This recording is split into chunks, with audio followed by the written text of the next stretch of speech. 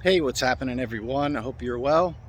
I wanted to chime in a little bit here. I'm going to share with you a discussion that I had with Nate and Shari. It was the first time I met them, and we got together to discuss Douglas Harding's The Hierarchy of Heaven and Earth. And I'm going to share the discussion with you. It's about an hour.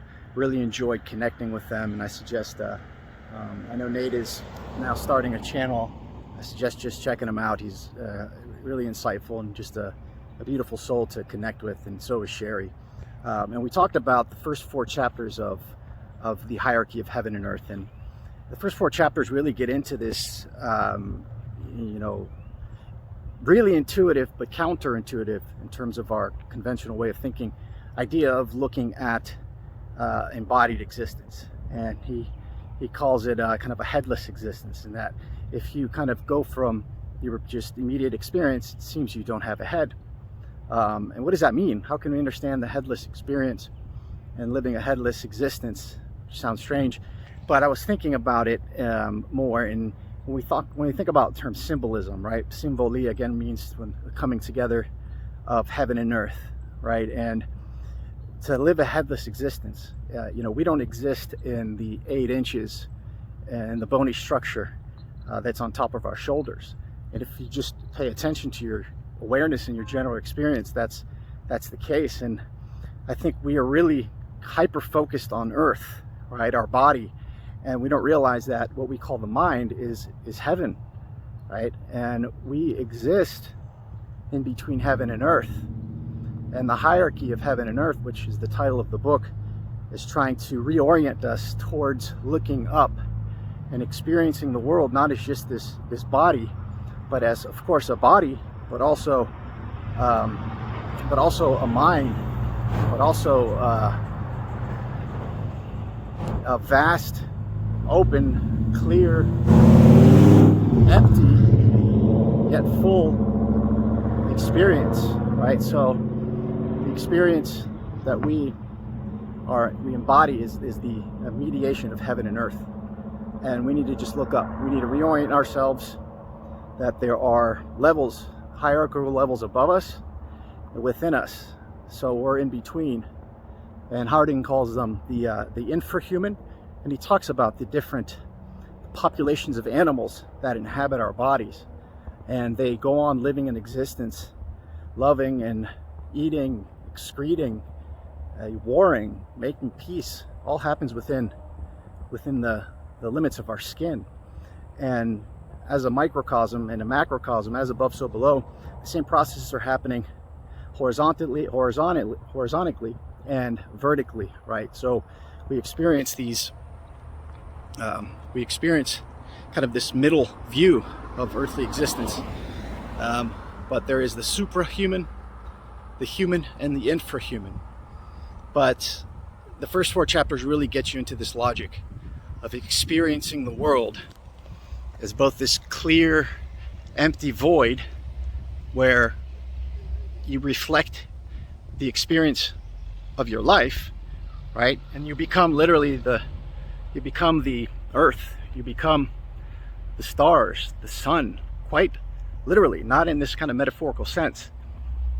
So anyways, I just wanted to comment a little bit. Might have confused things a little bit more, but I wanted to share this talk that Nate sent me, and I hope you guys like it, and I hope you guys are well. So, we're here today we've all been reading. I think, James, you've actually finished the book, right? I went through parts of it. I Okay, started kind okay, of at the end, and then okay. I got caught up a little bit here, but I just ran through the like chapter 4 was the first time I come across it, so I'm not that well versed in the beginning part of the book. Okay, no Okay. problem. Well, that's good then. So we'll all be pretty much on the same page. I often Mhm. skip ahead in books too to what I'm Yeah, interested in. Like yeah, when I got the new Peterson book, I just immediately it's like chapter 8, that's the one I want to read, and I yeah, just skip straight there. right, So yeah. yeah, I totally get that. So anyway, we're gonna discuss the first four chapters of Hierarchy of Heaven and Earth by D.E. Harding. And does anyone like have anything they'd like to say to start? Kind of get the ball rolling. Yeah. All I right. want to I want to read that Jacob Boehme quote, but I can't because I'm on my iPad and I have it on here. Maybe I'll do it another time when I'm more organized. I tried to download Zoom onto my Mac, but I wasn't fast enough, so it's all right. Yeah, Do you know I think. Go for it, James. No, I was just gonna say that preface was pretty succinct by C.S. Lewis, Yeah. and kind of situating the book, and then I think it kind of throws you a curveball the first few chapters. Like you really kind of got to get inside of it, but once you do, it seems pretty intuitive. That's kind of the feeling I got. Yeah. Let me ask you this question: Is do you does anyone here expect Paul to actually circle back around to talking about this again, or you think it's just like, do you think he got scared off of it? It's a good question. Well, honestly, reading the book, I think it would really interest him, and I would be surprised if he cracked it open that he didn't finish reading it. Mhm. So that's what I kept imagining him reading some of this stuff. It might take him a while to process it too, but or maybe we'll hear from him. It would Yeah. be good. Love it. I think Well, if you start at the end, like I sometimes certain books, I'll read through some chapters, and I started looking at at the end the New Angelology, and that last section of the book was really a good read. You didn't even have to read the first part, so maybe kind of doing that. Right. I found that very helpful actually in understanding the first part. Yeah, I know. Like one thing that Michael had asked me is he was like trying to track down if like he was trying to play like a little of a 6 degrees of separation to figure out whether there had been any influence by Owen Barfield on Harding, and like the third chapter in particular, it's like yes. it sounds like Barfield could have written that chapter almost. So, Mm-hmm. but I haven't found any evidence that there was any direct. I mean, obviously Lewis wrote the preface, but there doesn't seem to be any direct connection there that I could find.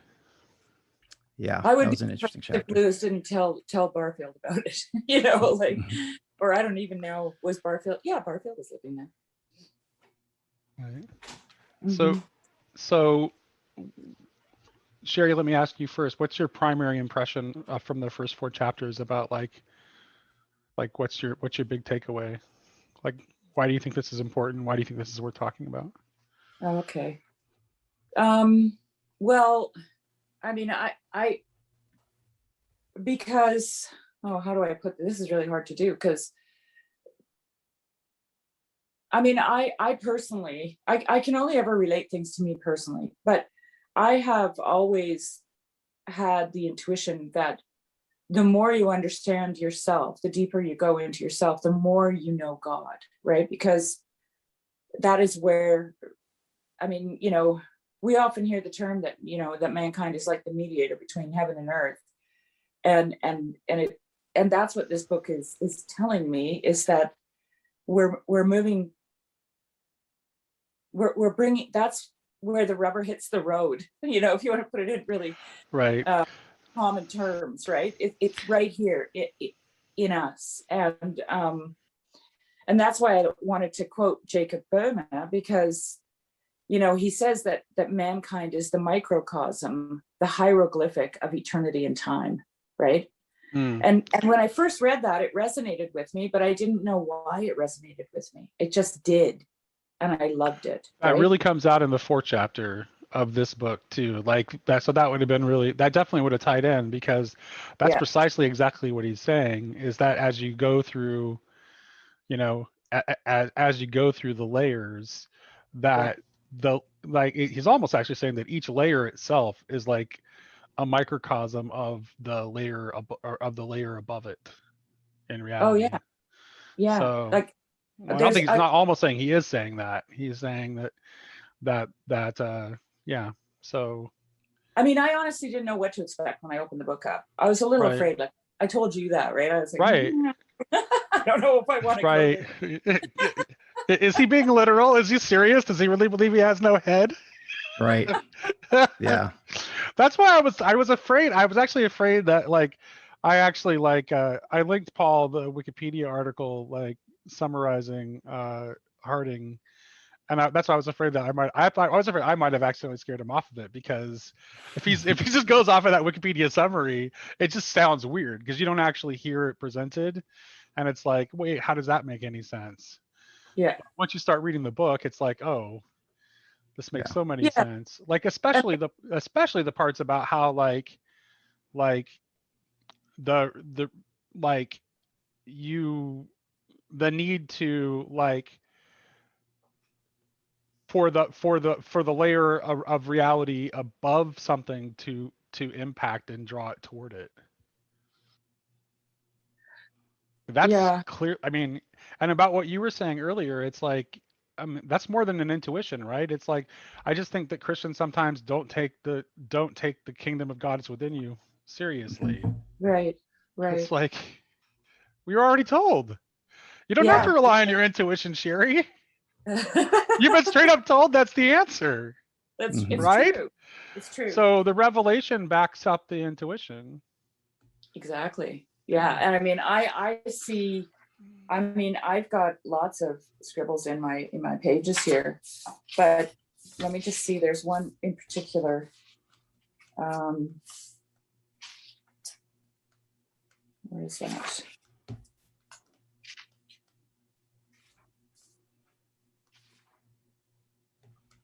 Here. So in the second chapter, it's on page 26. Under illusions of grandeur, he says, "Here then are the makings of a new portrait of myself. It is not what I had reckoned for, but it is drawn from the life. But is it perhaps too flattering? Am I not in danger of thinking too highly of myself?" I actually really appreciate those kinds of statements in this Right. book. Yes, for sure. I really do. Because it distinguishes it so clearly from the kind of like turning into the self that so often happens in like pop spirituality and psychology. Yeah. Because it's like, yes, he's telling you to look toward trying to seek out what your identity truly is, but he takes it in a totally different direction than those other things. So, but continue reading. Yes. Yeah. To affirm that. Yes. Just on that note too, whenever I tried to articulate what I meant by knowing yourself and then knowing God, that's what I was confronted with, was that pop form of spirituality where people were like, no, you just have to die to yourself. You have to, and I wasn't good enough at explaining what I meant. And I was just constantly confronted with those kinds of ideas that, no, you have to reject that, right? You don't look inside, like it's filthy rags. It's all these things, right? You have to transcend yourself, like, and if there's always this idea of leaving yourself behind, like that self has no dignity or worth, and I just couldn't get the words together to say what I was right. Harding's showing the same thing, but he's showing it as an awareness, right? Because Yeah. Harding also ends up saying, like, when you get to the absolute center, it turns into nothing, right? Yeah. Which I have such a hard time with. But let me just read this. Okay, quick. go ahead. Yes. Okay, so he says, the danger may be averted by 4 considerations. First, that my base, which I can never cut loose from, is my merely human phase. Second, that if I am more than human, I am also much less. Third, that it is only by sinking myself in my object that I rise to its status. And fourth, that in myself I am nothing but a reception center for others. And my life is the life they live in me. When I read that, I was like, well, that's Christianity in a nutshell. That's right. And he's in a nutshell. And he's used simple, aware observation, and he doesn't even say it in a way that's like, he makes it in a way that it's actually accessible. Like you could come to Harding, which I'm really curious about. Has anyone listened to any of what Sam Harris has to say about Harding? Because Sam Harris apparently likes Harding, which is very, very queer to me. Yeah. Yeah, it really is. I did listen to a little bit, but not enough substance. To be honest. Gotcha. Yeah, I have not. I wasn't aware that he was aware of Harding, so that'd be interesting. Yeah, I think he also has had like Ryan Long, who is like the main contemporary like proponent of Harding's legacy. He's had a long form interview with Ryan Long too. So Hmm. Yeah. Mhm. yeah, but I think I But guess Ron, it's I don't know much about I suppose it's sorry. because Harding avoids specifically theistic language, even though he's clearly Mm-hmm. Yeah, I even though that's noticed that. clearly what he's Yeah. talking about. So Yeah. he's talking in Yeah. he's talking in Christian philosophical language without explicitly referencing it as such. Mm-hmm. Yeah. Um, so He does so more in the end. And I like yeah, how he takes like a practical approach, like, you have to die to yourself. So he literally decapitates himself. He mhm, decapitates the self, right? Where you right. have no head. And what kind of stood out to me is this idea of you're in the world, but not of it. That's Right. So right. you're like Yes, standing yes. apart from it and you're observing, like in the dream space, right? You're disembodied, but you see your body. You might see it from the top. You might be, you can literally become other objects. So it's more of this fluidity. And a lot of the different concepts in there, I think were interesting. He says that, everything is kind of real. They're all illusions. Some of them are just more kind of structured illusions. Oh, yeah. Yeah. It's interesting But he says it's to all kind of, imagination. It's just yeah, some, imagination. which is again, yeah, that's part of the part that like, that was part of the part that resonated with Barfield to me too, which is why I can see why Michael was asking that question. It's like, because it almost seems like he would have, although he may be getting it from one of Barfield's influences, like he could be getting it from Coleridge rather than, Mhm. and he seems to be very well read, so I'm sure he's read Coleridge. That wouldn't surprise me. Yeah. So Yeah. He just died recently, right? Harding. Is that yeah, right? Or 2007. He lived to be like 97 years old. wow. So he's born Yeah. born in 1909 and died in 2007. So Hmm. Yeah, I think very long something that lived. came to mind was this like radical phenomenology or phenomenological realism, Right. where it's like all he's doing is just instead of like the Matrix where it says you know what is love, just random firings, patterns of firings in the brain, neurons firing together. The whole world is neurons firing, and it's like, well, the world's not reduced to those neurons firing. There is neurons firing that's happening there, but why Right. would you reduce this rich experience to that and then say that your brain specifically makes a copy of the world? Like it that makes sense until you like look at it from this kind of phenomenological perspective, and it just makes the world real again. That's all Right. you got And to do, it makes it not flat, right? Mm-hmm. Because like philosophically, we've come like since the later Middle Ages to like just view being as a single flattened category. It's just like, there is just being.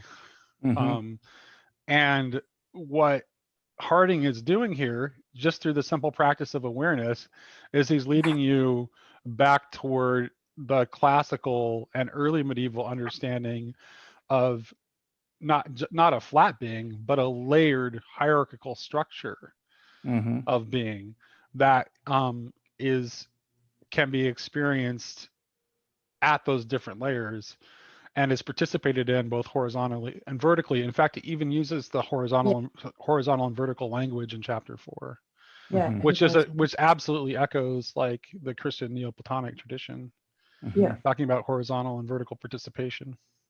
Yeah. So Yeah, chapter 4. I just read it about an hour ago, and I really enjoyed it. How he went through the different, the fractal levels from, the atom to the molecule to the cell, to the organs, and then the organism, and then kind of he kind of leaves it there. He doesn't get into the galactic or solar aspects in that chapter, but right, all those levels are real. And when he talks about the different animals, the millions of animals that Make you. are within our bodies, right? And then it's right, that skin. We live on this, kind of, we live this skin existence when there's this right, whole world inside of us of fighting and loving and eating and excreting and building and destroying. It's like this whole city kingdom lives inside of you. And if you just fractally, bring that to the higher levels, it's okay. It's fractals all the way up and down. real Right. flesh. Yes, absolutely. And Yeah. and I love how he like basically he uses the analogy of like this cellular world of like all these tiny little animals who have no awareness that they constitute a larger body as a wonderful analogy of Hmm. our lack of awareness of the layer above us. Yeah. Well, I've, I like he did it. He had a metaphor in there of how the was it the nucleus has this membrane around it that keeps it separate, right? mhm. Just Yeah. as we have the custom of shaking hands, and we also have that, right? We have this personal space around us that keeps us, even though we're in close contact with our whole society, right? As the cells are. I mean, Yeah. even to that level, Yeah. I Oh yeah, but the way he takes and that's the other thing is like you can see like in what he's saying, you can see like why it's important like for Christians to take community building seriously because Mm. he's showing you how these structures like have like tremendous impact. It's like I they that we can't we absolutely need to exist within them. yeah. And um yeah.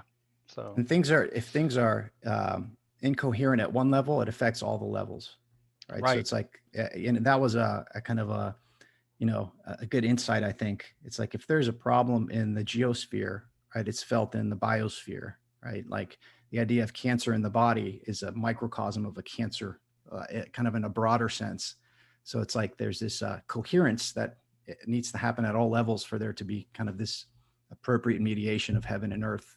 But we Yes. live in this fallen state, right? So that appropriate mediation is no longer um, appropriately cohering, and that's Christ came to kind of fix that. I think of this idea of this idea that he had in there of the cells, you know, uh, communicating with each other. I've had this idea with like a hydrogen and oxygen molecule talking with each other, saying, "Yeah, have you heard this? I've heard from the other molecules that there's this thing called water."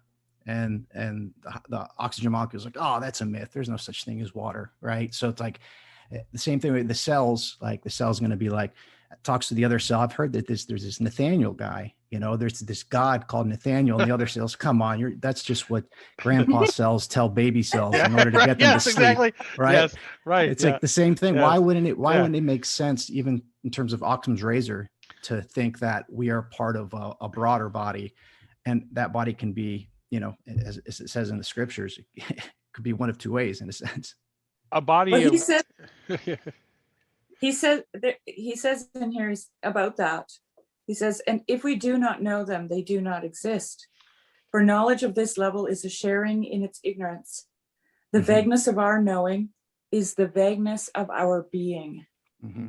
I really liked. yeah. Yeah. Yeah, there was lots of those that moment too, reading that portion too, and I wrote a little bit, some notes, like I think in chapter 2, where this whole idea and philosophy of the things in themselves, you can never get out, this Kantian idea, you can't get into the things in themselves. This is the exact inverse of it. Is you're always interacting with the things in themselves, right? We're always interacting with reality as it is at all levels, right? So this idea, there's this fundamental kernel at things you can't get at. Well, that kernel is empty, like our kernel is empty, but that emptiness isn't nothingness. Right, but It it's is important. being. So, Yeah. but Kant and Plato were before him when they were talking about understanding things in themselves, they were trying to do that through language, right? Mm-hmm. Whereas what Harding is doing, he's like, no, your awareness Mm-hmm. of the thing, like your knowledge of things in themselves, is rooted in your awareness, and that you can trust, and which is completely the opposite of the spirit of the scientific age of modernity, which begins by radically doubting every perception that we have and Mm-hmm. Yeah. calling it into question, so and trusting abstractions more than our primary awareness of things. Mm-hmm. Yeah. And this is really important, like just to this is really important, like to talk about it in terms of Barfield for a second. Like that's kind of like Barfield is very clear on the fact that like original participation is never fully went away, right? That there are echoes of it there, and you know where the echoes of that are?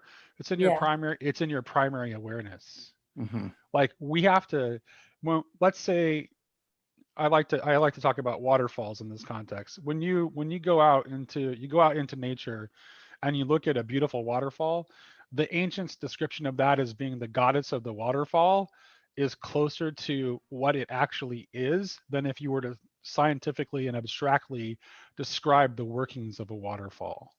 Mm-hmm. Right. Because that goddess of the waterfall sensation, that's a primary awareness. Mm-hmm. Yeah. So. That Kitty cat. that gets into the description of, when George MacDonald says that, the nature is man turned inside out, right? That we take what we're seeing and use it as a wardrobe to clothe our own thoughts about what's going on inside of us. That's a really those two, what you just said about Barfield, that fits really well in there. I also love how he like sees the entire mind body complex as just like a giant sense system. Like the entire thing encompasses our awareness.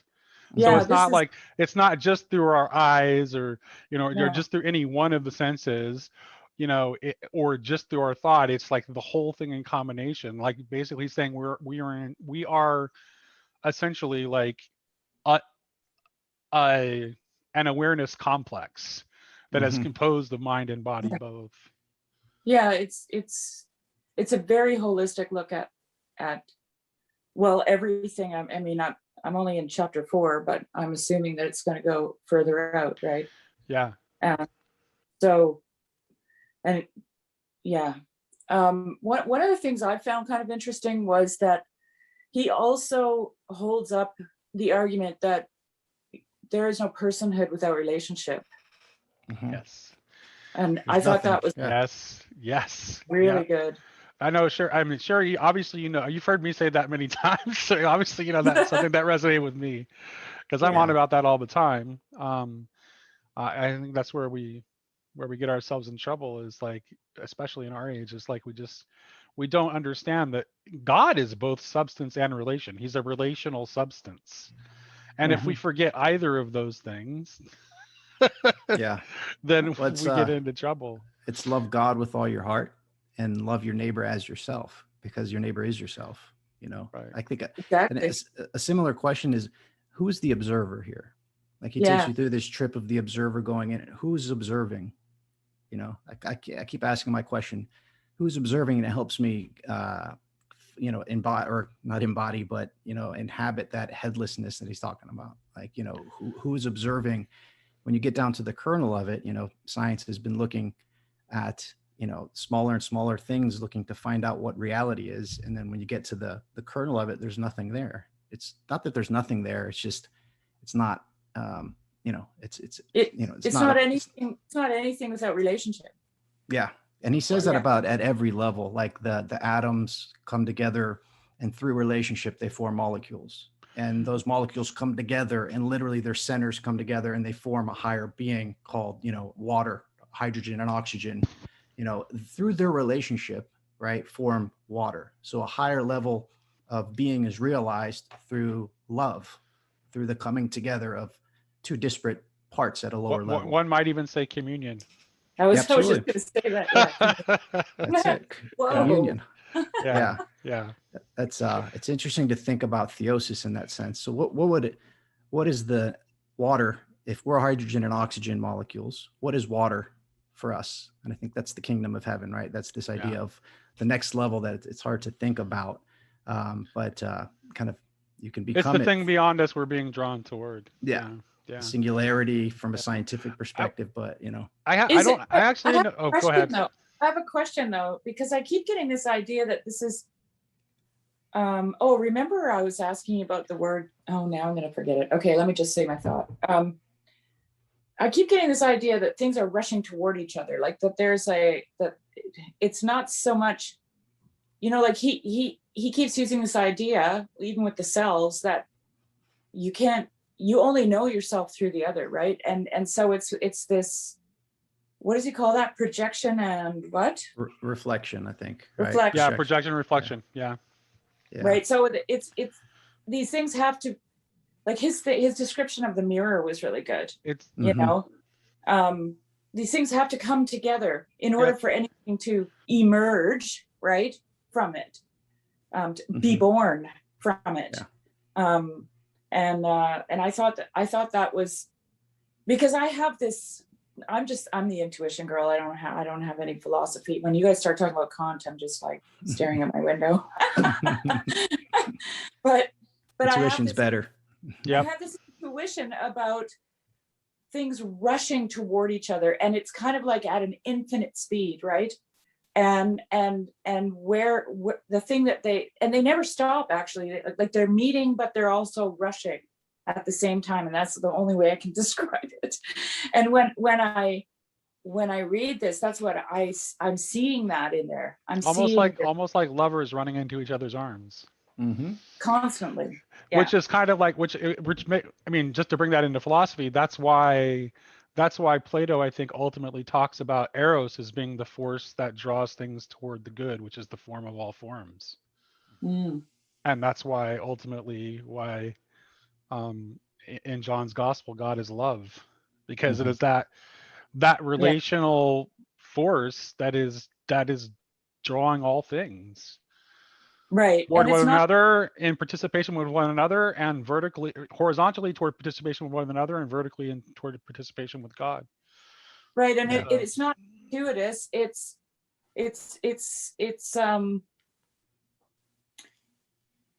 you aren't anything until you do it. You know what I'm saying? Like you just, you're driven in a sense, right? Because in order to know, you have to come together, right? Because that's ultimately where you're defined. That's where the answer to the question that he begins with, the what am I question, that's where you find the answer. Because what does he find at the center? When he goes all the way into the center, into the core, what is there? Nothing. So in actually order to answer his question, he has to turn it back outside. And then what happens? He's very clear about this, is that the object and the subject interpenetrate one another. Yes. And give each other the gift of their identity. Knowing. Yeah. I think that's what it comes down to, is nested identities, and that things actually exist. And that's why the incarnation, I think, is important, because it's not, we are all one, but we're not just one, right? Is we're realized in the reflection of the other that we realize through our relationship with them. So it's identities all the way down, not turtles. Yeah. Yes. Yes. Well, there's a good example. Someone asked me one time, who do you think you would be if you didn't marry your husband? And I think when they asked me that question, they were thinking about, would you be a farmer? Would you be what kind of job would you have? Where would you live? But when they asked me that question, I was like, I can't answer that. Right. Everything that I am is because of my husband. Right. Well, I am nothing. I wouldn't even be having this conversation with you. Well, if I hadn't married my husband. I hadn't met James before today, and I would say that there is inarguably some alteration in what makes up me by virtue of having interacted with James today. Yeah. That whatever I was before having met James and interacted with James, I'm altered by that, and he is altered by his interaction with me, having met me before. So right. That's metanoia, right? That's transformation. Yes. That's a real thing. It's not a kind of an ideal. It is. We can't help but be transformed by the other. And more encounters with the other, and with integrity, I think nurtures that process. It's an interesting thing to think about. Even negative interactions are transformed. Yes. Right? Like everything that you bump up against, it's iron sharpening iron, right? Like it's constantly whittling down and refining and honing, and like there's just no way that you, it's like a pinball machine. That's a good analogy. I don't Well, know if even you guys know what that is. Yeah. Yeah. Well, I think Hey the double. Shari, I turn 50 on Western Easter. Since you're both Orthodox, Yeah. I'll specify.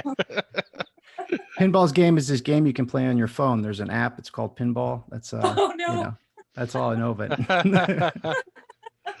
No, but double click a little bit on the question of who would you be if you didn't meet your husband? That's an unanswerable question, because if you take the idea of marriage, you become one flesh under God. You taking Harding's perspective, right? You are becoming one, not Yeah. in like some kind of abstract sense. Is you're becoming one, and your family is your body growing, and the relationships you have is now it's not just you. You and your husband come together, you form one, right? And now it's like a cell.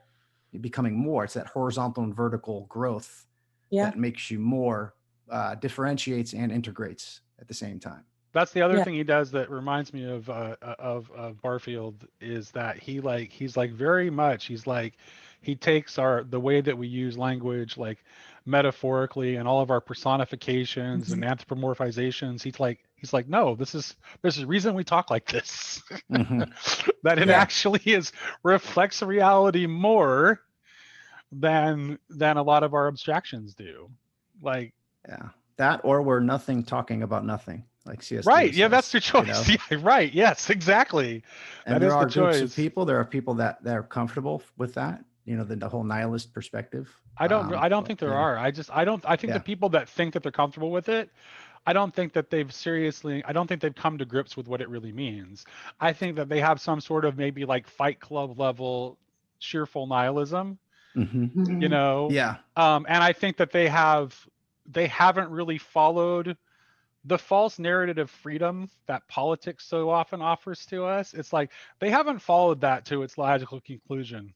They Hmm. haven't seen where it really leads yet. And if they did, I mean, I would say that I think maybe Nietzsche was the closest to an honest nihilist, but even he is delusionary. Well, he went mad. If you take Right. that logic, if you play it out, you will either go psychotic, you'll go mad, you'll go bonkers. That's the end. That's the end game there, and you're not So aware of it until you're there. Right. here's a question then. Is that arriving at the center where there's nothing? Is Hmm. that being in that place? I think that it can be like it can go one of two directions. It's like either you can go I think in some ways all of us have to like get to that we have to get to that point of like understanding what the alternative is, right?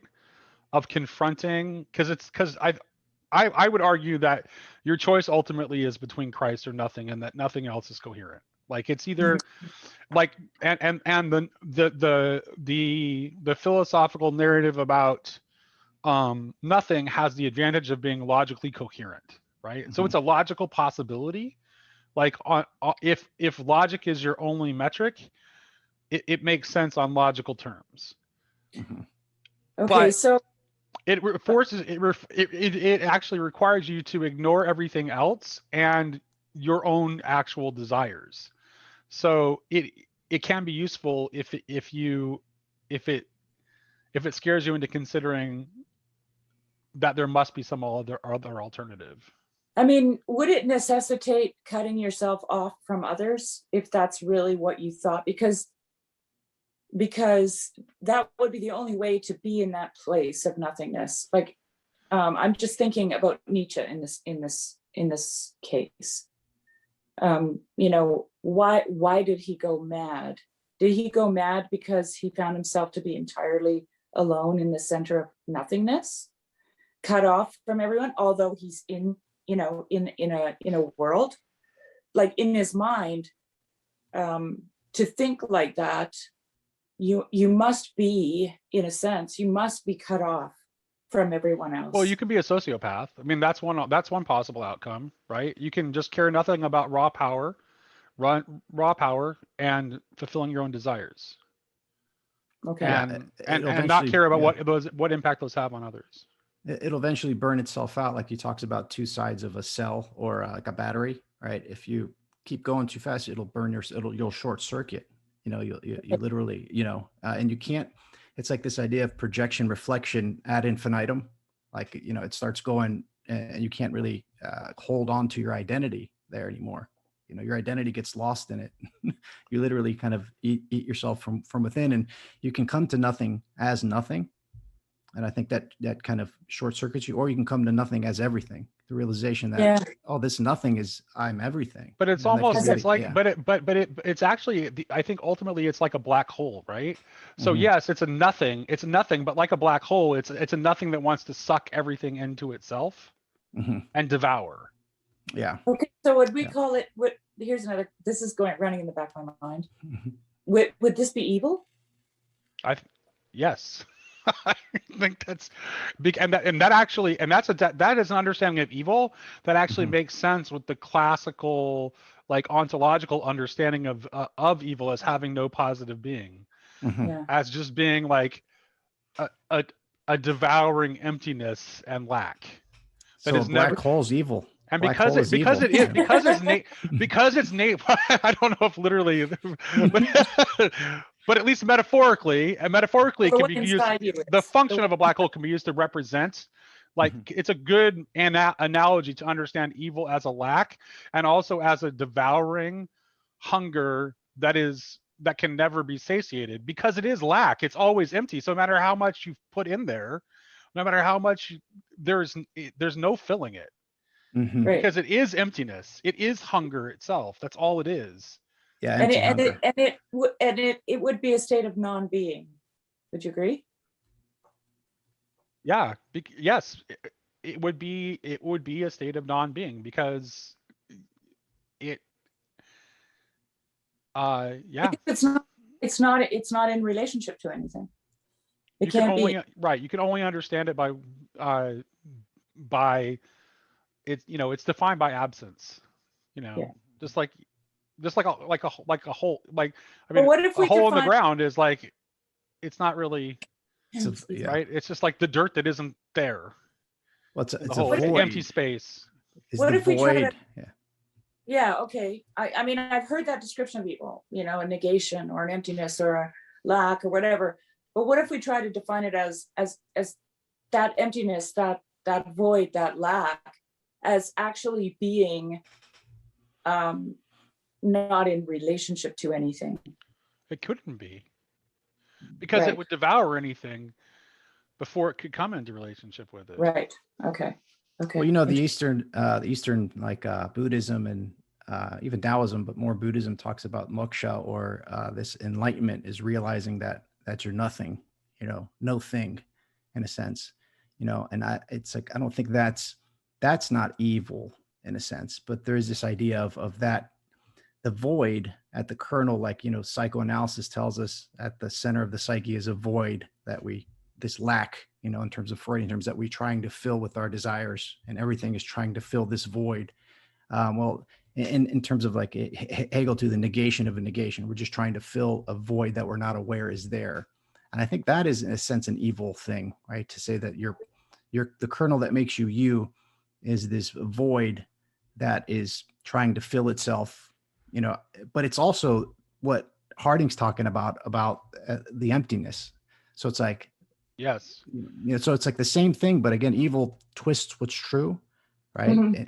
So it's they're both the same. But what Harding says is fundamentally Christian and differs from the sort of like Eastern non-dualistic approach. I think Harding is a non-dualist, and I'm a non-dualist too. I mean, Christianity is also, Christianity that's felt theologically well formed is also non-dualist. But here's the difference. The difference is that identity is still maintained through relation. That's the difference. And I'm real. And David Bentley Hart was the one who like made that clear to me. Yeah, me like too. So it's like, because I struggled with like trying to wrap my head around non-duality for a long time, and it's like I could see like the appeal of like Eastern sort of ideas of non-duality, but I just had this intuition that there was just something not right there. And that's what it is like, not is its lack of understanding that that relationality is what actually defines us. Hmm. So would you say that cells, like, let's go back to the analogy of the cell talking to the other cell, like, hey, I believe in non-dualism, right? But when it's saying that, it's talking about your body, right? So it's both and, right? Because you can't have non-dualism without it can't be just non-dual, right? I'm a non-dualist too, but it's like there has to be an identity. Ultimately, there's one identity, right, with non-dualism, but there Right. are distinct identities that reflect that one identity The at all levels. non-identical repetitions of that one identity is how I would put it. I'll say it again. You cut out a little bit there. Oh, sorry. I would non-identical repetitions of that one identity. Yeah. Is how I would put it. Yeah. And not only that, non-identical repetitions that are intended to exist in an economy of love and asymmetrical gift exchange. Mm-hmm. Yeah. Makes Which sense. is So yeah. what the cells are doing, right? That Mhm. in your body, that's what they're doing. Mhm. They're involved in that, and I mean, you can say that they're actually grounded in being, like the human being, right? The cells in your body are in being, like that. That's where they have their that's in whom they move and have their being, right? Is in the ground of being, the human being. This Mhm. is just on the cellular On the cellular level, right? right? Yeah. My son, my 6-year-old, asked me yesterday, actually. It's so funny. Like, listen to the babes, right? He says, Dad, are we just the atoms in God's body? So Yeah. because he's learning about atoms and molecules, I'm like, Did I you think ask so. him if he was reading Harding's book? No, I said I think so, buddy. I think so. Something like that. It's funny. Wow. They have the they have Mhm. the wisdom that we condition out of them. The wonder Yeah, that he's trying to bring back, Harding's trying to bring back, is in a child. It's in a 6-year Yeah. old. it It's is. there. It's so be a 6-year-old in a sense. And later in the book, he goes, like, not to skip ahead, but this idea of he's not against science, and he No, not at all. recapitulates science, and he says it's necessary to take what we've learned, right, and reverse it, right? So it's like you take this understanding where we've come to, we've gone from the beautiful to the good to the true, which is science, the investigation of truths, and just reverse it and go now from the true to the good to the beautiful and reobtain the beatific vision in a sense. Mhm, So it's mhm. this, Jonathan Peugeot talks about this inversion, right? We need the flip to happen where, Yeah. the scientist has now realized that, you can't take the observer out of it. So now they have to reckon with that. Right. And this whole idea of consciousness has come into the fold now. So it's a matter of time before, we're already there. There's not really any materialists anymore. Like, is Sam Harris a materialist? Is he, with his Yeah. meditation and psychedelics and no self, When panpsychism is taken seriously, are we talking about materialism in any comprehensible it's a cop sense out. anymore? Yeah. Yeah. Cop out, man. Like, what do you mean? What do you mean by panpsychism? Right. What is the psychism that's pan? Right. Let's dig in there. That Like sounds this. like, to me, panpsychism just sounds like everything participating God Yeah, right. down to the tiniest level of a Well, particle. it's not God. It's, and then you get into this equivocation. Oh, let's go with the universe. Does that make you feel better? Oh, yes, Yeah. actually, it's the universe. Okay. Yeah. The Yeah. universe is looking out for you. People say it, Yeah. with a straight face. God's ridiculous, but the universe is looking out for you. It's like, come on. Yeah. And I then used to there's say that too. then there's also the use of the word emergence in Mhm. science as well, right? Like that this keeps popping up all the Yeah. time. And I'm grateful for it, because at least they can say that, well, I mean, this is their way of saying they don't know, Mhm. Right. they use Yeah. emergence. Yeah. These are being honest. Yeah. Yeah. It's Yeah. interesting. Right. So I don't really have a fully articulated thought here. So I'm gonna try to see if either of you have anything to say to this. But I was trying to think. So Harding calls his whole thing like the headless way, and I was trying to think. It's like I just like I couldn't quite make what the connection is, but it's like, is there a connection between Harding talking about his ideas as the headless way, and our understanding that Christ is the head of the body? We are the body, but Christ is the Oh, head. So are we properly headless? Can that is there a connection between those things or not? Hmm. What do you guys? Or maybe I'm just crazy. I don't well, know. it was No. just obvious to me. I Oh, mean, okay, so you got that right Yeah. away. totally Yeah. obvious to me. Yeah. Okay. I was just like, oh, that's, I've even got little notes in here, the body of Christ, Oh, okay. So I'm not the only one. At least okay. So at least I don't know how to articulate that exactly, but at least I'm not the only one who had that instinct to Actually, think maybe of I it should that try way. to find that. I'm going to see what's where I wrote that in Okay. because I could read it just for anybody watching. Oh, my hair now.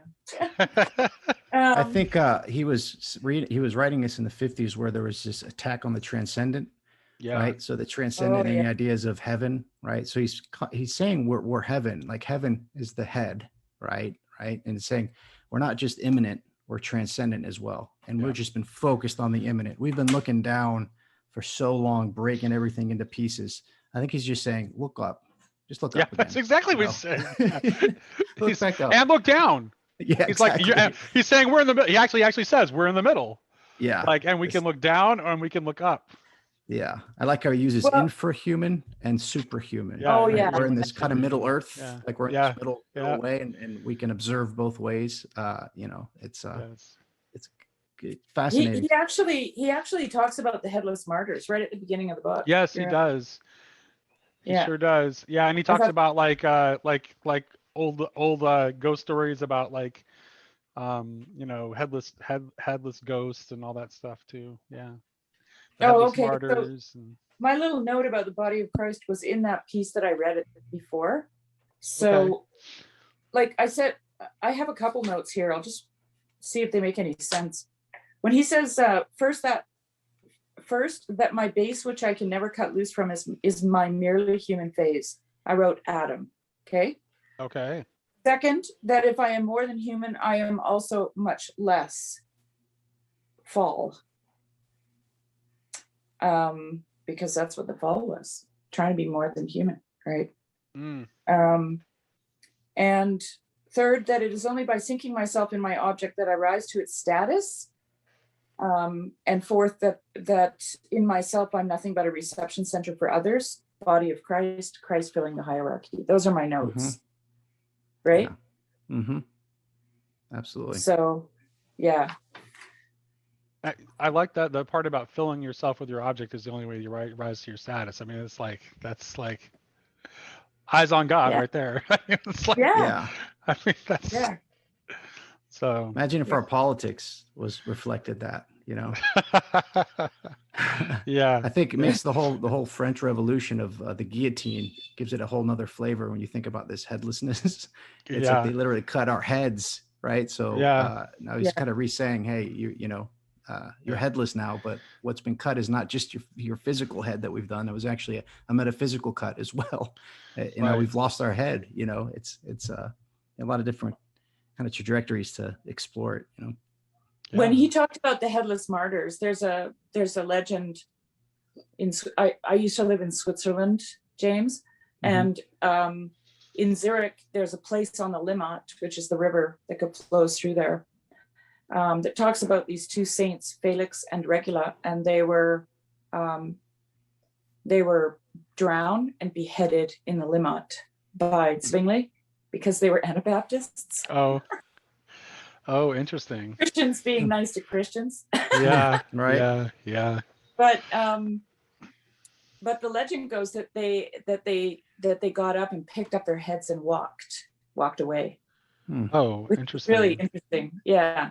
And when he was talking about that, it kind of hit home, these headless martyrs, because it's a very well-known story in Switzerland. Yeah. Interesting.